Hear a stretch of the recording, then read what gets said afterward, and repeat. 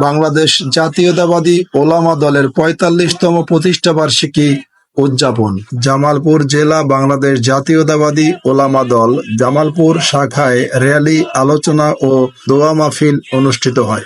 আলোচনা সভায় প্রধান অতিথির বক্তব্যে অ্যাডভোকেট শাহ মোহাম্মদ ওয়ারেস আলী মামুন বলেন, বাংলাদেশকে উন্নত, সমৃদ্ধশালী ও অসাম্প্রদায়িক দেশ হিসাবে এগিয়ে নিতে বাংলাদেশ ওলামা দল নিরলস প্রচেষ্টা চালিয়ে যাচ্ছেন। সভাপতিত্ব করেন মাওলানা গোলাম রাব্বানী, আহ্বায়ক, জেলা ওলামা দল জামালপুর। সঞ্চালনায় আব্দুর রহিম রাশেদী, সদস্য সচিব, ওলামা দল জামালপুর। জামালপুর থেকে জহিরুল ইসলাম, আস্থা নিউজ, ঢাকা।